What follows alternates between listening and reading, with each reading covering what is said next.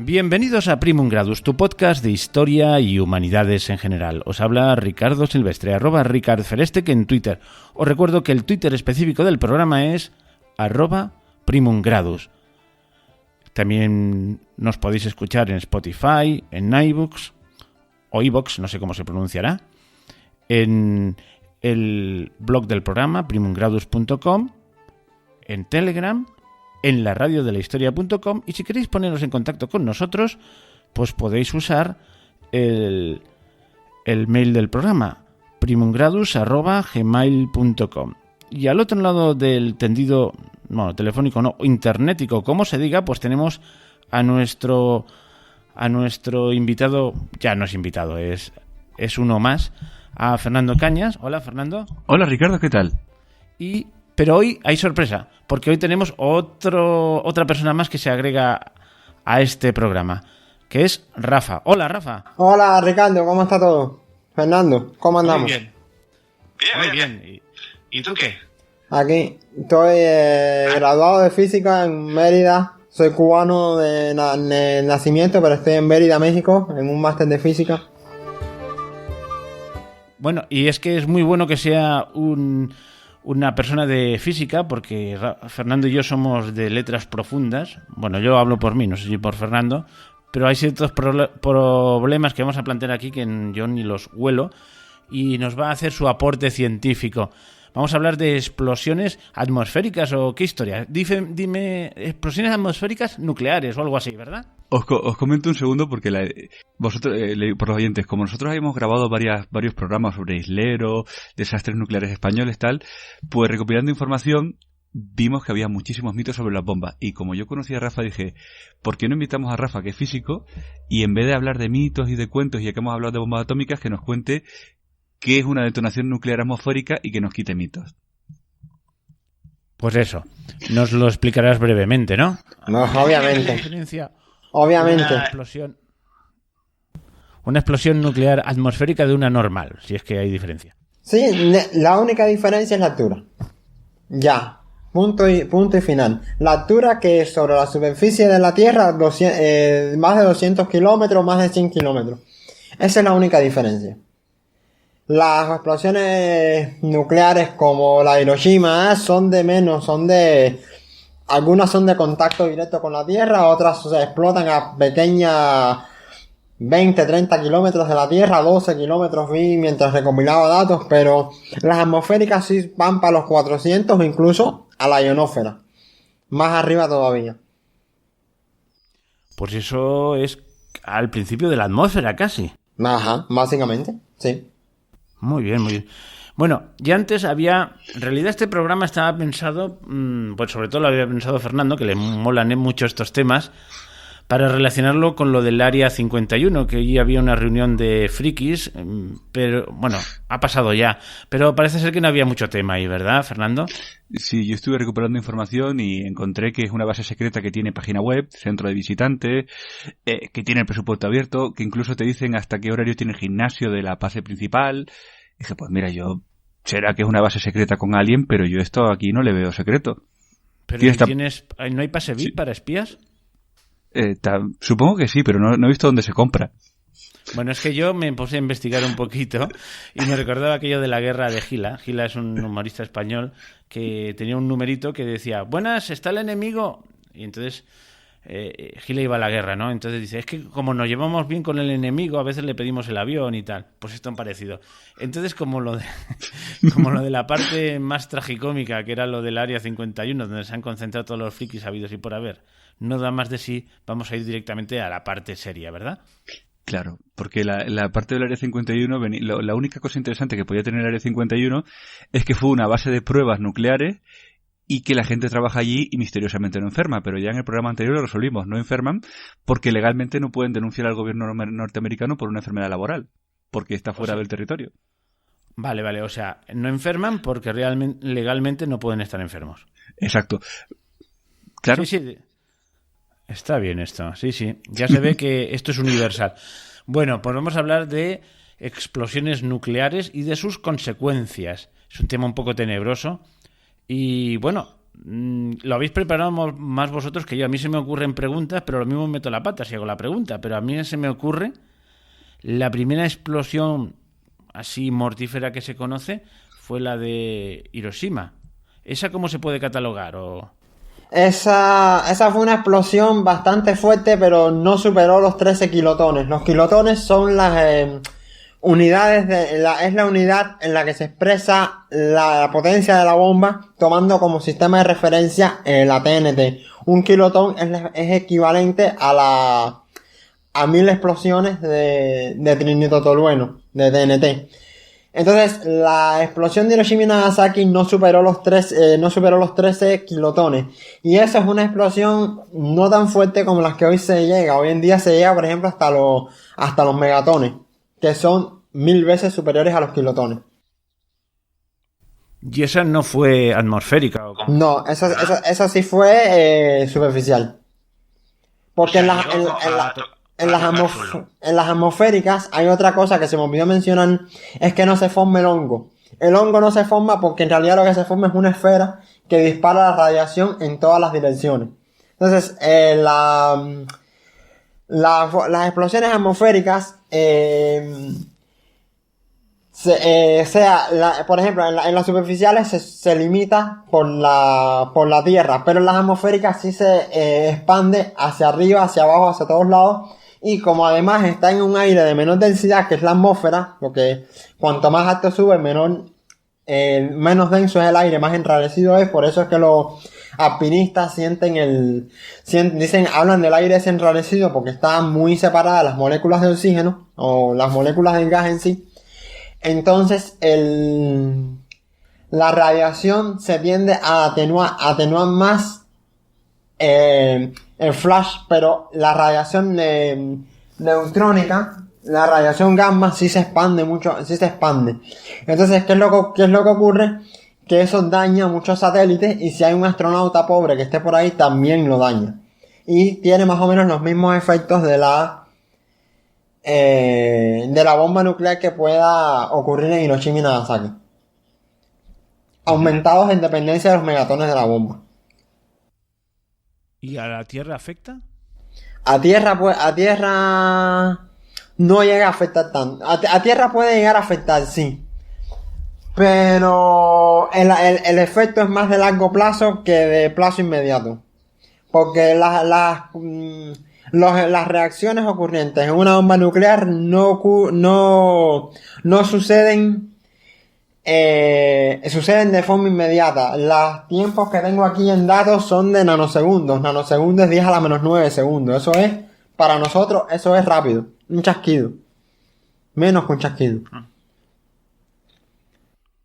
Bueno. La radiación del Sol que nosotros recibimos es de aproximadamente 180 joules en un nanosegundo. 180 joules es una unidad de energía que es la que nosotros recibimos del Sol después de todas las atenuaciones antes de todas las atenuaciones de la Tierra. Por las atenuaciones que hace la Tierra, la capa de ozono y tal, no supera esa cifra. Pero la radiación que expande esa bomba llega a los 1.8 por 10 a las 6 más o menos joules. Se deben dar cuenta de que eso es atroz para el ser humano. Muy bien. Yo no sé si Fernando tiene alguna pregunta que hacer, que yo creo que lo tiene más preparado que yo. No, yo simplemente quería puntualizar para los oyentes que en las cosas de las bombas atómicas hay que recordar que hay tres, que son las que son subterráneas, las superficiales y las atmosféricas. Y la atmosférica es la peor porque, como ha dicho Rafa, es la que tiene menos consecuencias a corto plazo, pero más consecuencias a largo plazo. O sea, no destruye edificios en principio. No, pero te mata por radiación. Exacto. Disculpa, es el símil de coger al Sol y ponerlo en la atmósfera. Porque nosotros recibimos el Sol después de mucha tránsito, muchos choques acuérdense que al final el sol está a 8 minutos luz de la Tierra. Eso quiere decir que la luz que nos llega a nosotros es la luz de hace 8 minutos. Cuando llega la radiación del sol ya hay muchas atenuaciones, chocar con partículas por el espacio que existan, en fin. Ya cuando llega a nosotros, después que pasa el campo magnético de la Tierra, es que a nosotros nos llegan esos 180 joules. Pero si nosotros estuviéramos en Mercurio, la radiación sería muy diferente. Aún así el Sol no es una estrella de mucha radiación comparada con otras como Antares o como Sirio. Pero sí es una radiación que a tener en cuenta si no existen todas las protecciones que tiene la Tierra. Por hacer una pregunta, ¿cuál es el nivel de radiación seguro que puede soportar un ser humano? Eso se mide eso tiene una unidad de medida que se llama el rad. Y en la radiación natural que soporta el ser humano, sumando el sol, sumando los rayos cósmicos, sumando la radiación que refleje la Tierra, el planeta Tierra, es la 10ª parte de un rad. La que puede provocar una bomba nuclear es de millones de rad. Así que haz la cuenta. Bueno, sí. Has hablado de explosiones subterráneas. ¿Y quién explota subterráneamente una bomba? Es que nunca la había oído. Pues Corea del Norte. Lo que pasa es que cuando se hizo el tratado hubo un tiempo en que se empezaron a hacer muchas de estas pruebas atmosféricas, ¿no? Y vieron que tenía unas consecuencias enormes. De hecho, había una asociación norteamericana de mujeres que protestaba diciendo dejen de darle leche radiactiva a mis hijos. Entonces lo que hicieron fue pactar no hacer más detonaciones atmosféricas y pasarlas a hacerlas subterráneas. Pero eso seguro que tiene alguna consecuencia. Por debajo de la Tierra hay corrientes de agua. No sé, se me ocurre así, a bote pronto. A ver, el problema es que la gran energía... A ver, vamos a ponerlo de todo como un juego de billar. Vamos a poner a jugar en un juego de billar a Arnold Schwarzenegger con buena técnica en el billar y a un tipo muy flaco, muy delgado, con mala técnica. La radiación que nosotros recibimos normalmente, la radiación que, por ejemplo, hay en un aparato de rayos X o en una tomografía, viene siendo como un flaco, un tipo un poco más fornido con una técnica mediana jugando en billar. Por supuesto, cuando él dispara no hace gran efecto sobre las bolas, no se esparcen mucho. Pero ahora imaginemos que Arnold Schwarzenegger, con buena técnica en el billar, dispara el primer tiro. Ya se imaginan el hecho, ¿no? La fuerza más la técnica da que se unan muchas radiaciones, que haya muchas reacciones en la piel humana, las moléculas para reaccionar les hace falta un tope de energía, un mínimo de energía que las radiaciones nucleares la superan con mucho, y entonces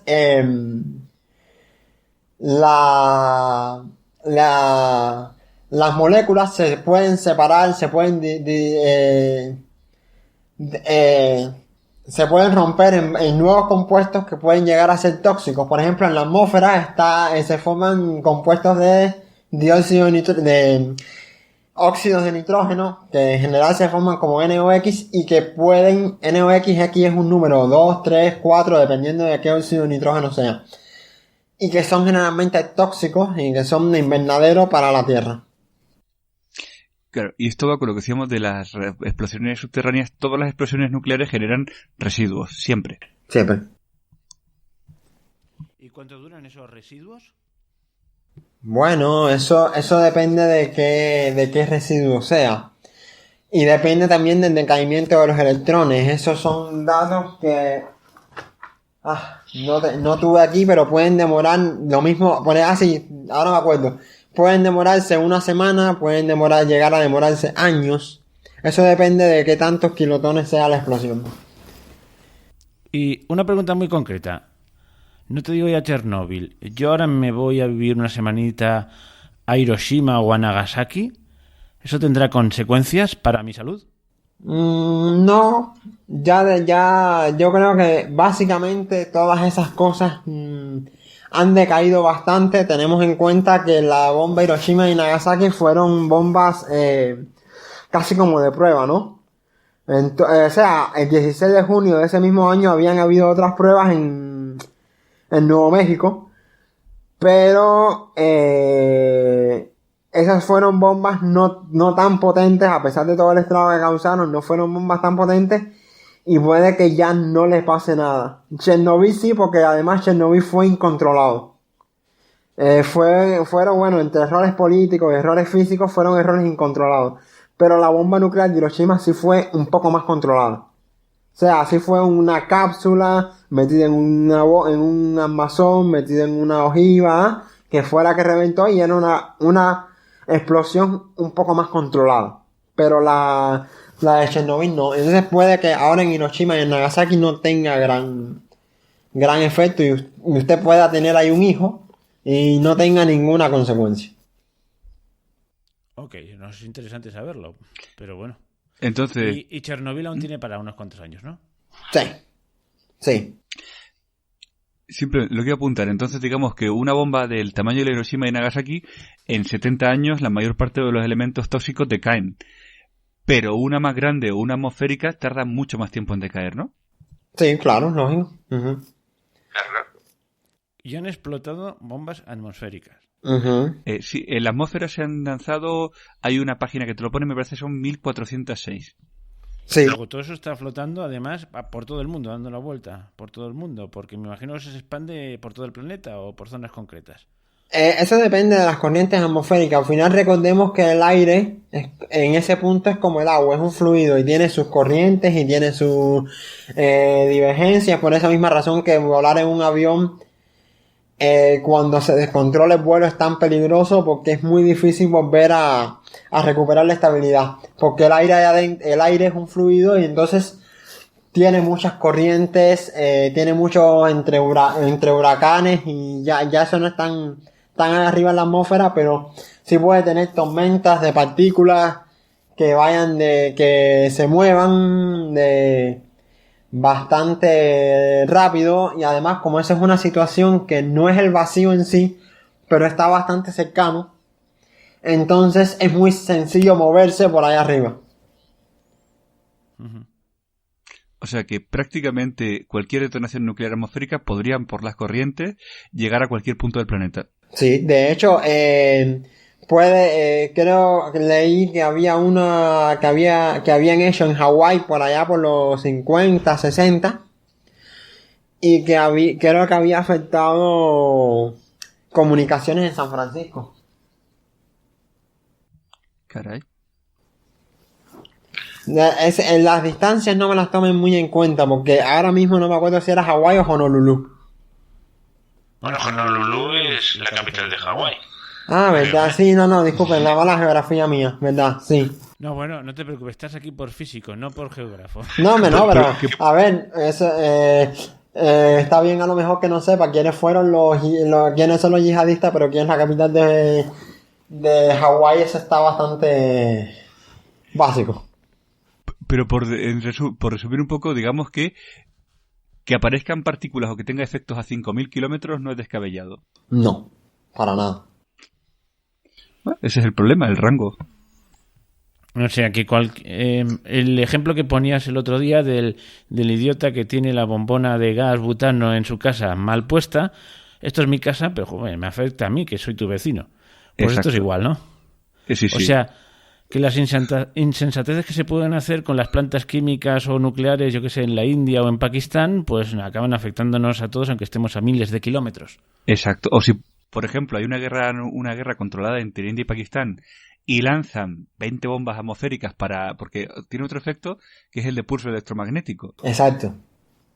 Y si se lanzan esas bombas para eso, pues posiblemente nosotros aquí o alguien que esté en Japón acabaría teniendo efectos negativos.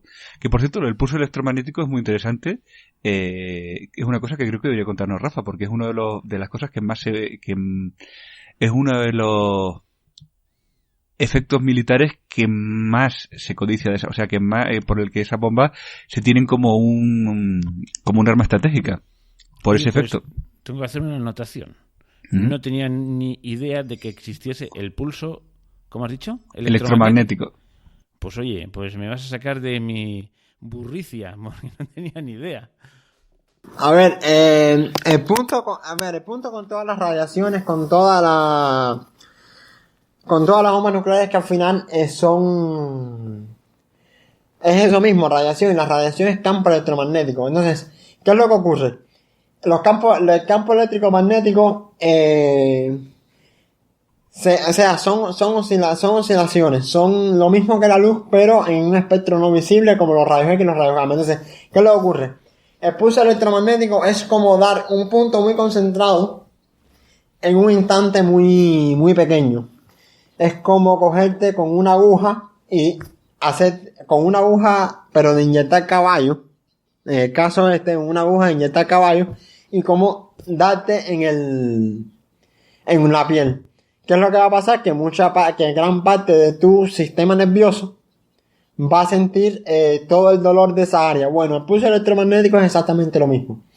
Y ocurre, si mal no recuerdo, a los segundos, no a los nanosegundos, a los segundos de explotar la bomba. Y lo que ocurre es que ese campo eléctrico y magnético incide en toda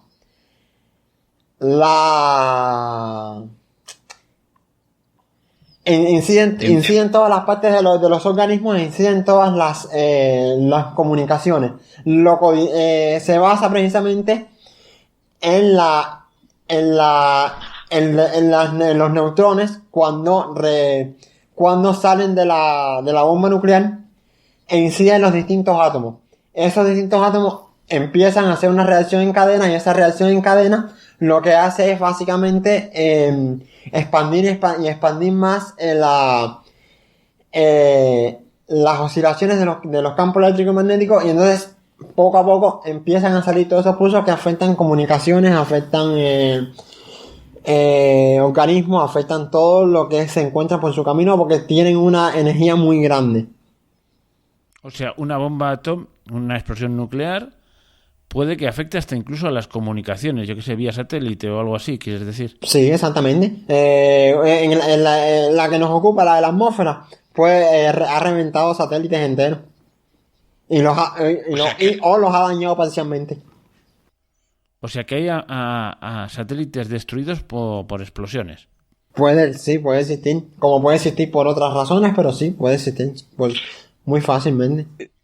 De hecho, en los planes de guerra moderna, yo creo en esto porque en los planes de guerra moderna se tiene la detonación nuclear atmosférica como algo estratégico, ¿no?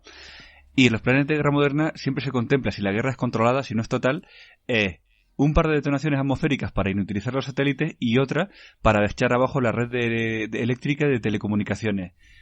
Y aunque se dice que es inocuo, no es inocuo. Y por eso me gustó, por eso pensé que teníamos que hacer este programa, porque esto se vende como algo que no pasa nada porque explota en la atmósfera, pero incluso es mucho peor que la superficial. Sí, claro. Que es lentamente y no tan concentrado, ¿no? Exacto. Exactamente. Y además tenemos que tener en cuenta una cosa, hoy en día todo es satélite. GPS, internet, televisión, radio, hasta Amazon, todas esas cosas son por satélite. Entonces, es como romper la comunicación entera. Y todos sabemos lo que pasa si se rompe comunicación en una sociedad. Uh-huh. O sea, no hay comercio, no podemos hablar, no se descubre nueva información, no se descubre nada porque se rompe todo el flujo, o menos se rompe, o sea, no se imposibilita, se dificulta mucho. Tenemos que volver a épocas más antiguas donde la comunicación, y por ejemplo Einstein no se enteró de que Lorentz ya había hecho transformaciones, por ejemplo. Teníamos que volver a esa época si afecta mucho a las comunicaciones. O sea, sé que... ¿Qué iba a decir yo? Que podíamos volver a la edad de piedra comunicativa por una bomba... Pero vamos... a ver, no sola. Tienen que ser varias, porque hay bastantes satélites alrededor.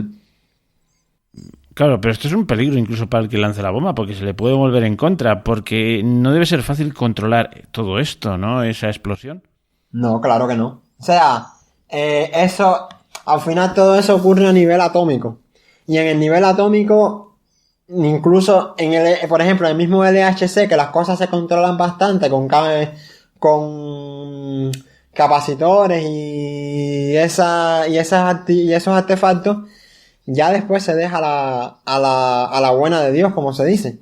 O sea, uno lanza el protón y lo deja que circule ahí alrededor, pero no controla más nada que eso. Por eso es que, por ejemplo, en el 2015, 2010, 14, no me acuerdo bien la fecha, se descubrió que los neutrinos, entre comillas, viajaban más a la velocidad de la luz, porque si no calibras bien, si no tienes bien el artefacto, eso es muy incontrolado. Bueno, aquí ocurre lo mismo, solo que a una escala mucho más grande. Porque aquí es tú hacer fisión en un átomo, y ya cuando ocurre fisión en un átomo, todo empieza a expandirse exponencialmente. La radiación, la bomba, el campo magnético, todo se empieza a expandirse, vaya, exponencialmente. Por esa misma razón es que es muy difícil de controlarlo. Tienes que tener un artefacto muy poderoso para poderlo controlar, que creo que todavía eso no existe. Al menos hasta donde yo tenga conocimiento. Punto importante, el LHC, para los oyentes que no estén metidos en física, es el colisionador de hadrones de Suiza. Ah, sí, exacto. A ese anillo tan enorme. Exacto. Exacto. Y lo que decía Rafa es que allí, incluso allí que el experimento es controlado, no es controlado. Pues imagínate en la atmósfera. Vamos, o sea que tirar una bomba atómica, aunque sea para ganar presumiblemente una guerra, te puede salir muy caro.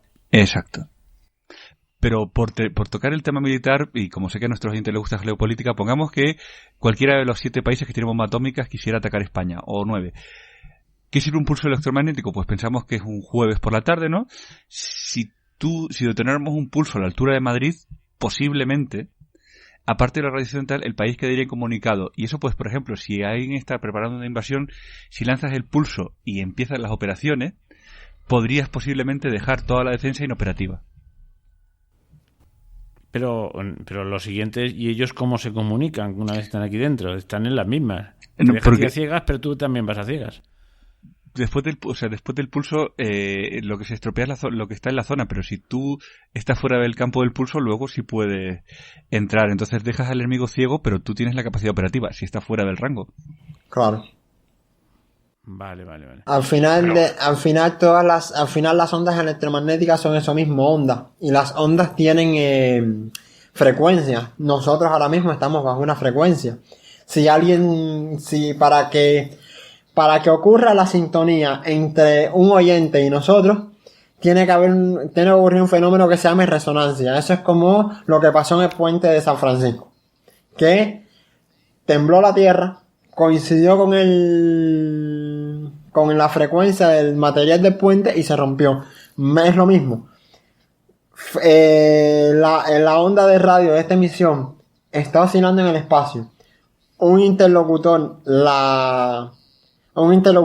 oyente la sintoniza en el internet, que es básicamente lo mismo que hace la wifi. Y cuando se unen las dos sintonías, nos están oyendo nosotros. Es lo mismo, si el pulso electromagnético está en una frecuencia que no estoy yo, entonces nosotros en la misma frecuencia nos podemos comunicar. Podemos estar fuera y es muy difícil estando dentro porque son frecuencias muy amplias. Exacto, por resumirlo para los profanos, toda onda tiene un alcance y si está fuera del alcance, pues no te da. Exactamente. Ajá, ya voy yo con los tecnicismos. Bueno, no te preocupes, para eso te hemos traído aquí, para que expliques las cosas un poco más elevadas. Nosotros ya ponemos agua al licor, ¿sabes? Ajá. Bueno, pues... ¿Hay algo más que decir ya de todo esto? ¿Tenéis algo más preparado? No sé, el experto eres tú, no sé si tienes alguna cosa más que contarnos, pues dale. A ver, o sea, otro de los grandes problemas, o sea, que ya lo expliqué, pero ahora más o menos déjame incidir más, es el efecto ionizante. Ese efecto ionizante ocurre tanto es algo normal en las bombas nucleares y es una de las razones por las que se ve ese famoso brillo, la radiación ionizante. Y esa es la famosa radiación ionizante de la que les hablaba ahorita. La radiación ionizante es la que provoca todos esos cambios de electrones en las moléculas. O sea, ¿qué es la ionización? La ionización es como que ahora yo tenga muchas pelotas y quite una. Yo para quitar esa pelota tengo que tener la suficiente energía, porque no es lo mismo tratar de quitar una pelota de hierro anclada a un electroimán que una pelota de hierro anclada a un imán de refrigerador. Entonces, para yo lograr eso me hace falta mucha energía. Y para también combinar hace falta otra mucha energía. Mucha energía significa lo que significa para la molécula. Si por ejemplo tenemos el flúor es el elemento más difícil para arrancarle un electrón porque es el átomo más chiquito, o sea, en cuanto a tamaño, ¿no? Es el átomo más pequeño y es mucho más difícil arrancarle un electrón que por ejemplo a un átomo metálico como el radio, que es el más grande, si mal no recuerdo, es el más fácil de arrancar. Entonces, ahí arriba hay flúor, uno de los componentes, no me acuerdo qué tan grande es el flúor, pero se dan cuenta que para yo poder ionizar al flúor, me hace falta bastante energía. Porque si es el equivalente de tener la bola de hierro pegada al electroimán. Que supera con mucho la del imán de refrigerador. Entonces, básicamente por ese mismo problema con los clorofluorocarbonos, por ejemplo. ¿Te puedo interrumpir un momento? A ver si lo he entendido bien. Entonces, digamos que los materiales que normalmente se emplean para tema nuclear, tú has dicho el radio, yo qué sé, estoy hablando de oídas, si digo una tontería, el plutonio y todas estas cosas deben ser los que son, siguiendo el símil que tú has dicho, los que son del imán de nevera. Exactamente. Y los otros, como el flúor, son los que no vale la pena usarlos porque gastaría un montón de energía. Exactamente. El flúor, esos serían los del electroimán, ¿no? Exactamente. Vale, ya está. Era para ver si lo había entendido. Exactamente, sí, exactamente es eso mismo. Por eso, porque como tienen tantos electrones en la envoltura, ponemos a imaginarnos ahora mismo un átomo como un bombón con relleno de otra sustancia. El chocolate externo son los electrones. Cuanto más pequeño es más frío está, cuanto más pequeño es el chocolate, más reducido el chocolate, más rápido uno llega, pero más difícil es sacarlo, ¿no? Porque al final tienes el núcleo ahí mismo, tienes el relleno ahí mismo. Sin embargo, en un bombón más grande, con bastante, como decir, cobertura de chocolate, es más fácil masticar el chocolate. Es eso mismo, más o menos. Ok.